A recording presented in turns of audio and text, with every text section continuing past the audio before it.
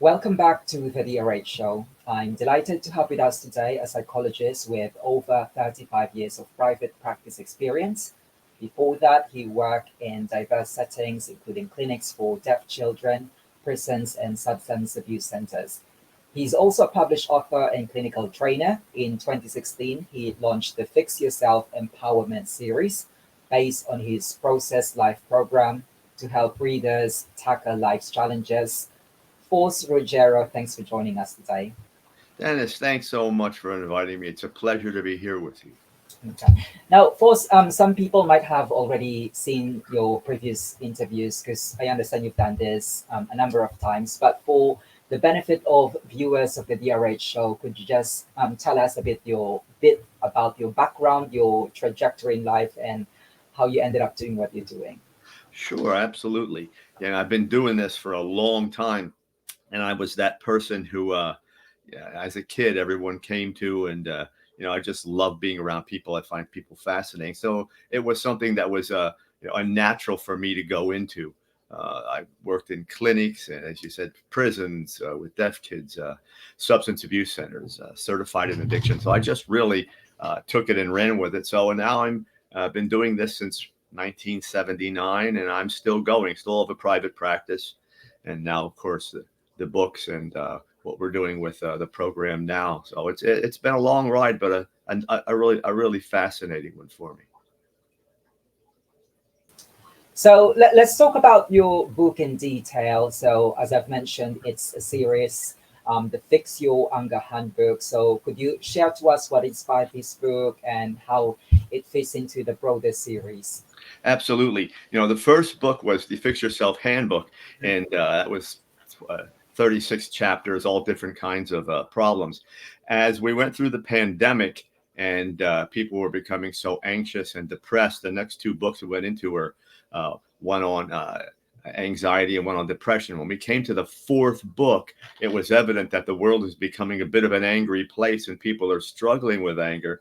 So it made good sense to go back into the program and start doing something with anger, and how to define it, to give people an idea of what kind of anger they're dealing with, because there are so many different types of anger, and then to provide the steps that they could use to reduce that in their lives.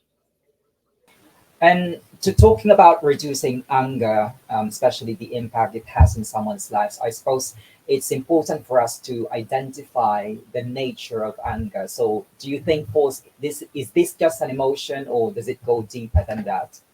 Yeah, Dennis, it goes much deeper than that. Mhm, We look at it as an emotion because when we get angry, we're very emotional.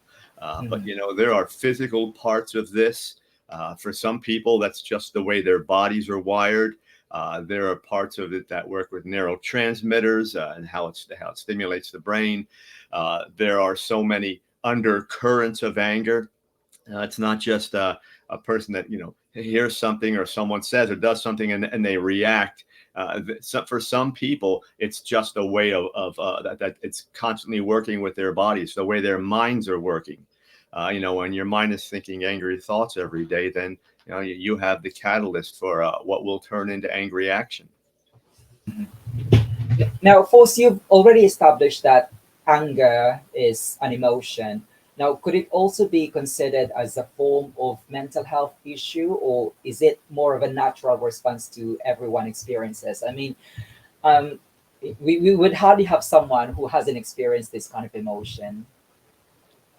Yeah, and everyone does. Mhm, yeah. Anger in and of itself, then, is not a mental health issue. Again, we Mhm. all get angry. It depends on our ability to try to control that. You get angry, it lasts for a minute or so or whatever, and then it should begin to dissipate. But for some people, it can't. You find people who have a lot of anxiety, depression, bipolar disorders, other psychiatric issues, then it becomes a mental health issue. But for most of us, it's just a response mechanism that we certainly can control. We just need to learn how to do that. Now, Faust, you touch upon a very important characterization of anger there. You said dissipate. So if anger doesn't dissipate, that's when it becomes an issue. So how does unresolved anger affect long-term mental and physical health? I suppose there are lots of consequences of anger. Dennis, that's an excellent question. Uh, if it doesn't dissipate, then you have a mind that is in conflict Mm, a lot. mhm, Our minds are built, so to speak, to be able to take periods of discomfort and pain and anger, a little bit of depression, anxiety for short periods of time. But when it's challenged consistently, then there's no way for it to relax. And what happens is, it has its toll over time. So the longer we stay angry, we have our brain engaged in doing in a way of thinking that will affect every part of our body. The brain controls really all our physical processes, or is at least involved in all of those. If the brain is constantly angry, then we're talking about negative energy, toxic energy. Over a period of time, that can have a significant effect on the way someone lives their lives. So it's not really ideal to just kind of ignore anger, because some people are under the impression that if you ignore something, be it anger or any other emotion, it will just go away on its own. It doesn't. That's been one of the fallacies. If I just let this go, it'll go away, or I'll do something Mhm. to, as we say, compartmentalize it. I'll just throw it in the back and it'll go away. But it really doesn't go away, because in every emotion we have, in everything that we do, there is something there that's causing it, something that's making it happen, whether it's positive or negative. There's something there. So if we just push it aside, we don't get to the cause of the anger. Typically, then it keeps on happening. Now, there's one thing that is often tied in with anger, and that is aggression. Are they distinct, or would you say they kind of similar, or kind of contributes to one another? You know, one can initiate the other. When you're angry, then of course you have the ability. Your body is already primed.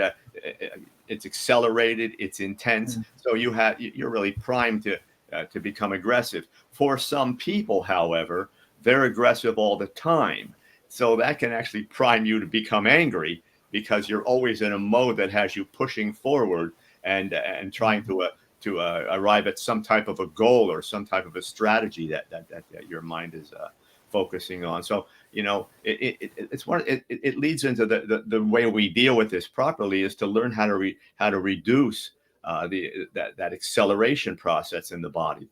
We want to be able to calmly respond to things, allow our brain to think through whatever comes our way, and then be able to formulate solutions and strategies to deal with those in positive fashion.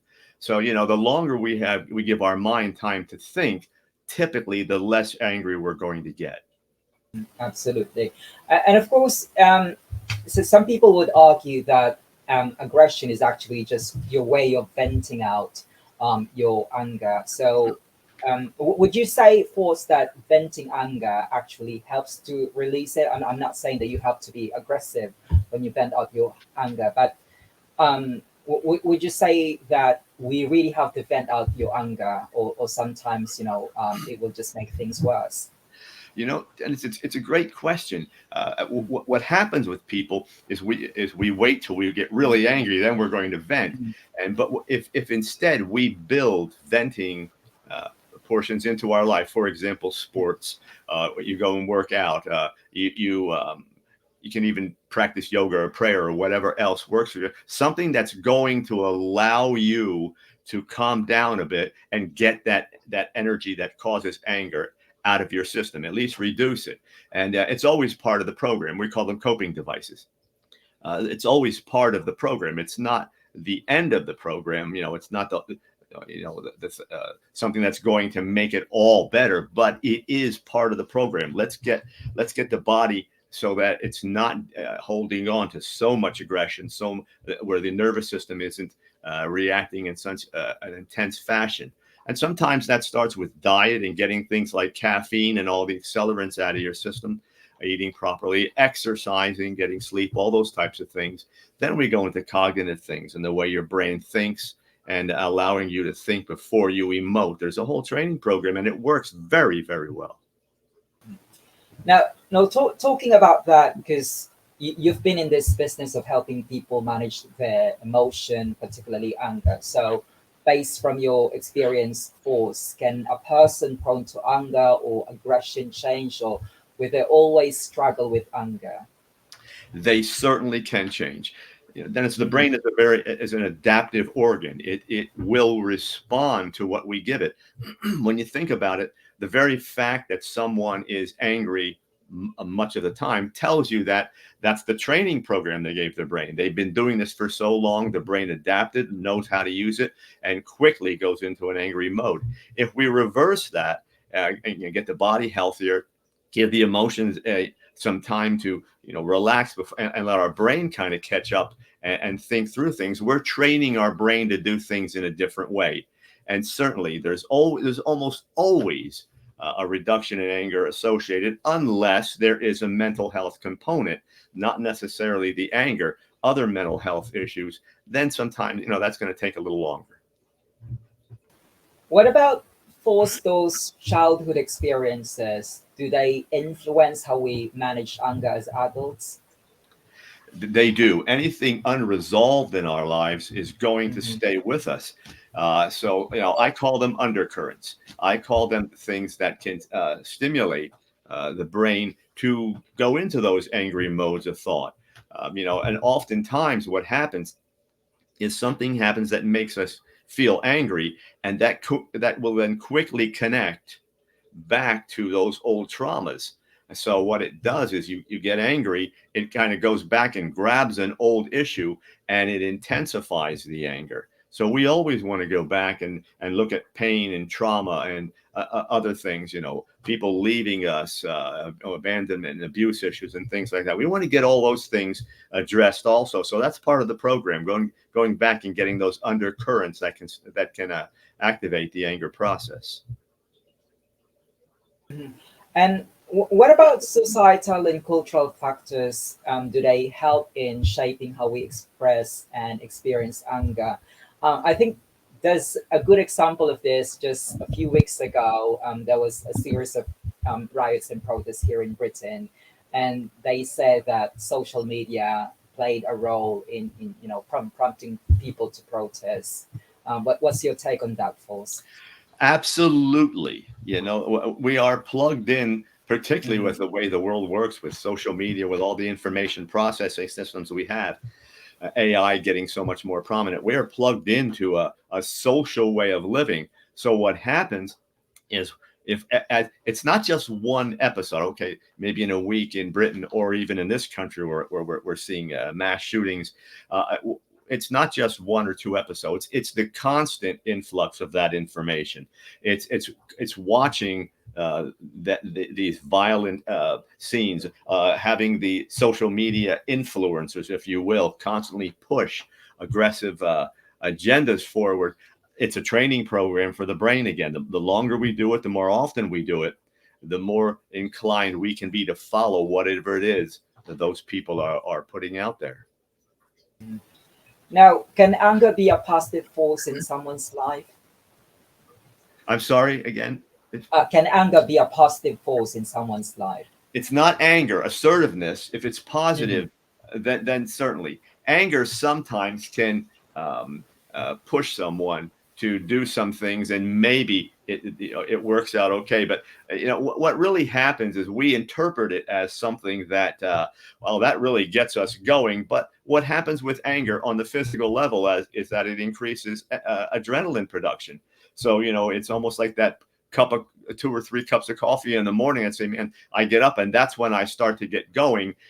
Anger does that automatically. So what really happens, interestingly, in the brain, Dennis, is that the more we use anger, we can actually rely on it. We may actually create episodes to become angry just to feel that adrenaline rush. And that makes us feel, at least in our mind, we interpret it as being more powerful. and then we believe we can be more assertive and accomplish more things. But really, what's happening is it's just good old fashioned adrenaline exerting its influence. Mhm. And I think it ties into what you said earlier, Force, that you have to, vent out your emotion, and I suppose you have to look for a more positive outlet. Perhaps, if you have some anger management issues, you could go to the gym, or kind of be involved in other works. Um, but let's talk about anger management. Is it really effective in reducing anger? And for those who hasn't, been who hasn't experienced anger management, could you give us an idea how it works? Yeah, there's many anger management programs. The good ones will attack it on a holistic level. And I always talk about human beings as being physical, emotional, intellectual, and spiritual. So the greater influence in the as far as the program is concerned, the more of those areas it touches, the better chance you have to reduce it. Anger management programs tend to focus on intellectual, cognitive things as well as emotions, and that's good. If they include a physical component that teaches you how to keep your body healthy, we see huge reductions in anger. It's important to stay with the program, because really what we're doing is going back to what I said before. It's a training program for your brain. So as you introduce components that move away from anger and now reinforce positive thinking and new ways of doing things, the brain will respond, and you will find that there will be reductions in anger and increases in positive thought. Absolutely. Now, Force, you've alluded to earlier the effects of social media and the kind of societal and cultural interplay and how it influences anger. But do you have any other strategies or tips that can help us manage and reduce anger on a daily basis? You mentioned earlier social media. What else? Well, social media again is a powerful influencer, but one Mhm. of the most powerful influencers, I always tell people, is for a while disconnect from your social media and talk to someone. When we kind of stay in our own heads, if you will, well, what happens is we don't introduce any new training programs for our brain. We're not going back and getting those undercurrents, because those are things that really need to be talked about. We don't get a fresh set of eyes on what we're thinking and feeling. Being able to talk to someone, whether it's an anger management program or a personal counselor or a spiritual advisor or whatever you choose, but go talk to someone and be able to say, this is what I'm feeling. This is what happens. I'm getting angry. This is how I feel when I'm angry. And maybe I can't control it. I really need to get a handle on this thing, and just let's hear me out. That's another way of venting, and you'd be surprised how much good that can do. Absolutely. Now, of course, we cannot just ignore the role of support system. So, how can loved ones effectively support someone who is struggling with chronic anger? The best way they can do, again, it's just really what I said a moment ago. You talk to that person, or Mm. if that person has the anger, be willing to talk to your family. Often what happens is family members become part of the anger process. The person is typically used to how they vent to that person. It's angry, it's aggressive.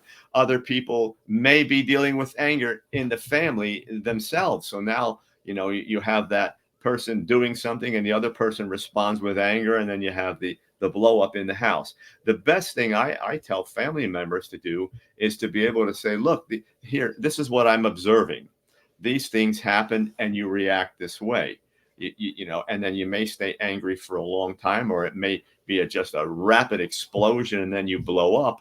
But it's causing some damage for us. How about let's go and talk to someone? We can even do family counseling. It's not that it's your problem. Maybe there are other things in our family, but what you're talking about is trying to give the person the ability to move forward in a safe place, and not feel as though they're the only part of the problem. Let's all get some help. Let's talk about this, and see if we can't come to the information we need to move forward, and some solutions based on that information. Now, obviously, there are so many elements involved with anger, and I understand you would have covered this in your book, but Faust, what do you think are the biggest misconceptions about anger that you hope to dispel with your book? Well, there are a couple of them, and I do a whole section on those things. We want to get away from the idea that it's only an emotion because there's much more to it. We want to Mhm. get away from the idea that it's a mental health problem.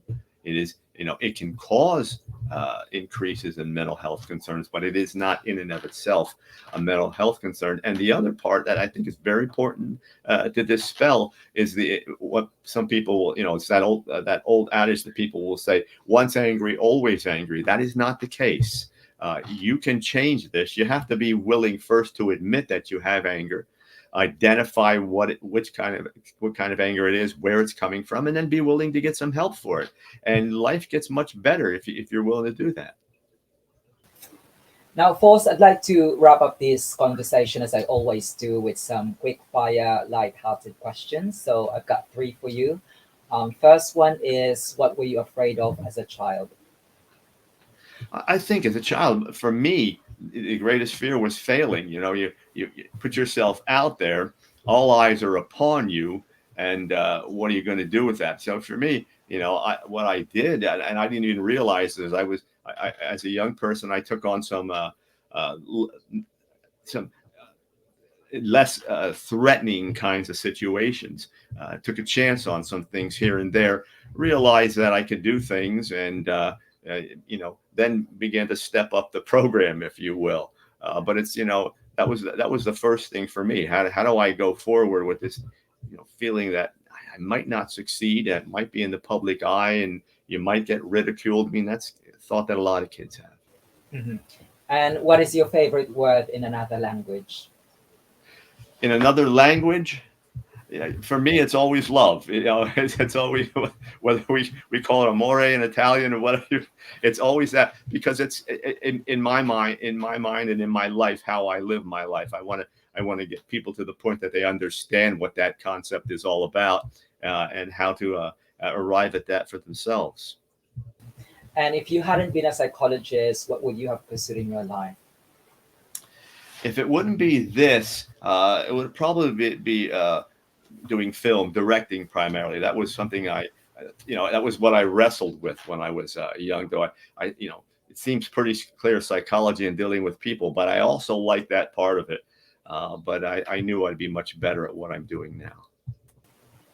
And finally, the floor is all yours. What should people take away from today's conversation? There's a lot of things that we talk about anger, and obviously you would talk about this in your book. But what's the key takeaway? Key takeaway is always to understand that we're not stuck in these problems. There's a Mhm. power inside us, but and all the things we need to move forward are already there. We just have to be willing to apply the time and effort to understand them, to move the toxic parts or the dysfunctional things out of our lives. Get to those things though that create the power that we're looking for, and live happy lives. But we have to be willing to do the work, and it's not something that's going to happen in 6 months or a year. It's a lifetime program. I teach people to do this, and I myself do it every day. So if you're willing to live life that way, life gets good. Now, as we continue to explore the complexities of mental health and personal empowerment, your insights are incredibly valuable. Faust Ruggiero, it's been fantastic talking with you here at the DRH show, and I look forward to hearing more about your work and the continued success of your book. Dennis, it's been a pleasure. Thanks so much.